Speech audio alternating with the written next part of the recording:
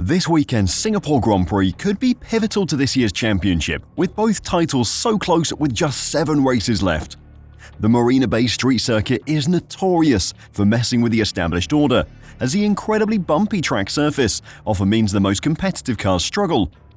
It was the only race that Red Bull didn't win last year, and this year Max Verstappen is saying he'll be lucky to make Q3. The build-up to the weekend has focused around the McLaren rear wing, and the FIA's response has infuriated drivers. And a statement from Mohammed Ben Sulayem, the FIA president, has angered Lewis Hamilton due to the racist undertones of what he said. Today, I'll be checking out why the F1 drivers are so angry at the FIA this weekend, so don't go anywhere. The big news coming out of Baku was McLaren's rear wing, which was so flexible it was creating a mini DRS effect.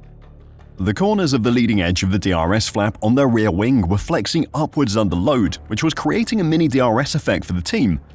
Ferrari are convinced that the advantage gained from the flexible wing is a large part of the reason Oscar Piastri was able to hold off Charles Leclerc all race in Baku. Sadly for the Scuderia, Formula One's governing body, the FIA, says McLaren's rear wing complies with the rules despite the protests over its legality. An FIA spokesperson said that McLaren had passed all the tests with regards to flexibility of bodywork and complied with the rules.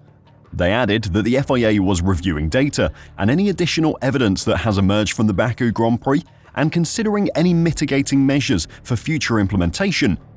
While McLaren's rivals might not be happy with what they saw in Baku, there is nothing they can do about it if the FIA declares it's legal. A McLaren spokesperson said their car was legal within all the deflection tests and complies with all the regulations. This is the important point to remember. While the FIA have tried to minimize the use of flexible body parts for aerodynamic advantages over the years, they can only use the scrutineering tests they have available to stop the teams from doing it. That is the deflection tests that McLaren are referring to. While the cars are stationary, the FIA inspectors will apply a static load in a certain direction, and if the part doesn't move further than a set distance, it is legal. The F1's rules do dictate that aerodynamic components must be rigidly secured and immobile, but they test that using the deflection tests, and if you pass, then the FIA considers the aerodynamic components to be rigidly secured and immobile, and therefore legal. McLaren have now won 3 of the last 5 races, and McLaren driver Oscar Piastri, who won the race in Baku, is very happy about how their rear wing is performing. It's legal, we get tested a lot and it passes. It's certainly not the magic ticket or bullet for how we're competitive. I'm pretty happy with it. His teammate Lando Norris is currently in pursuit of a first Drivers' Championship title and needs to take roughly 8.5 points a race, more than Max Verstappen, to haul in the Red Bull driver. When asked about the outrage from Ferrari and Red Bull over McLaren's rear wing since Baku, Norris insisted he was very happy with his car's design and said McLaren's technical team have been doing a very good job. In regards to innovation, he suggested other squads also deployed. Everything's been tested, everything's legal, he added. We're doing what we can, that's what Formula One is for, exploring everything within the rules. We've cleared all the tests and everything, and the FIA are happy, so now I'm proud. The FIA's statement that they will be monitoring the situation with McLaren's rear wing has infuriated their title rivals. Charles Leclerc was grilled over his Azerbaijan Grand Prix performance in the lead-up to this weekend's Singapore Grand Prix. He said he couldn't have done any more to try and pass Oscar Piastri, repeatedly referencing the McLaren car's top speed without DRS as the reason he was unable to make a move. Fred Vasseur in particular is understood to be furious about the McLaren rear wing and the FIA's response to it. When asked about it, Leclerc said the team had discussed the matter internally, but he wanted to leave it to the team's senior members. Yes, there is definitely a dialogue that we've already had. I think Fred will go on that matter a bit more into detail, but from what I've been told, it's controversial to say the least. So yeah, I'll leave that there, and I'll let Fred comment on it a bit further. If the FIA don't decide to interfere with McLaren's rear wing, then Ferrari's challenge for both titles will be incredibly difficult, if not impossible. It still won't be easy for them, but with the top speed advantage McLaren have, overtaking Piastri or Norris on track will be a massive challenge, which could see Ferrari drop vital points. Of course, it's easy to forget that Red Bull are still in the battle for both championships. They may have lost the lead of the Constructors' Championship, but they are only 20 points off McLaren. Unfortunately for them though, they are well down on performance compared to their rivals, and the only upgrade they have in Singapore is a track-specific change to their front brake cooling system, which won't make much of a difference to their lap times.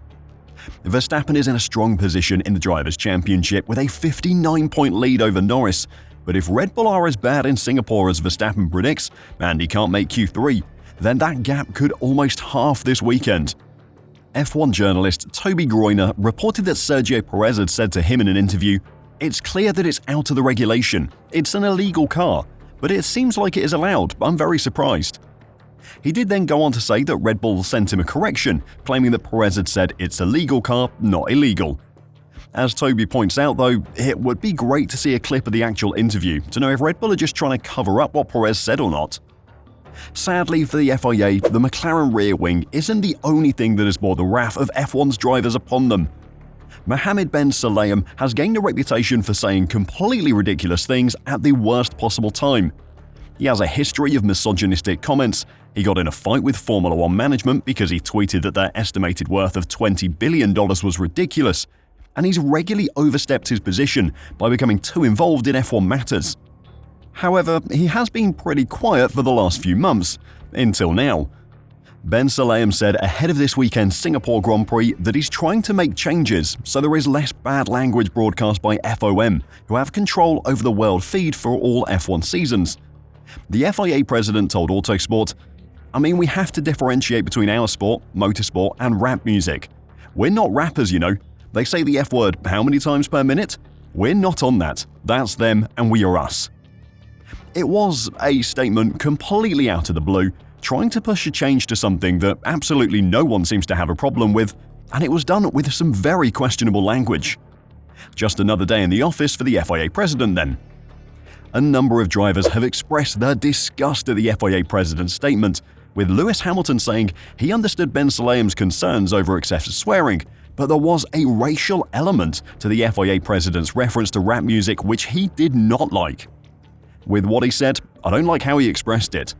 Saying rappers is very stereotypical as most rappers are black. It really kind of points towards we're not like them, so I think those were the wrong choice of words and there's a racial element there. Hamilton was far from the only driver to take issue with the president's statement about swearing though. World Championship leader Max Verstappen dismissed Ben Sulayem's suggestion that drivers should swear less, insisting the onus is on FOM to not broadcast foul language. I think a lot of people say a lot of bad things when they're full of adrenaline in other sports, it just doesn't get picked up. Where here, probably also for entertainment purposes, things get sent out and that's where people can pick up on it, discuss it on social media, and you get in all sorts of trouble. The 26-year-old said he's not worried about young children hearing him use foul language, given that everyone will swear eventually. That will help a lot more than putting bans on drivers because, for example, I couldn't even say the F word. It's not even that bad, right? The car was not working. The car is effed, Verstappen said.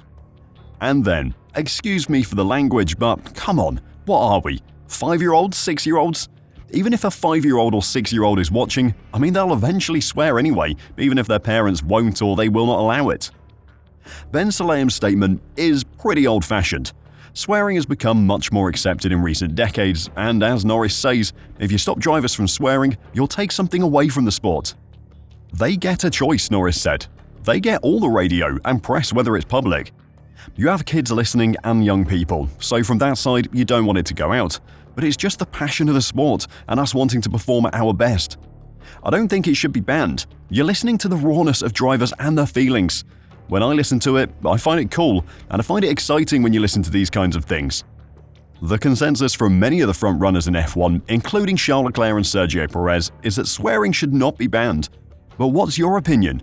Do you agree with the FIA's decision to not intervene with McLaren's rear wing? Let me know your thoughts in the comments down below, and until next time, drive safe and bye for now.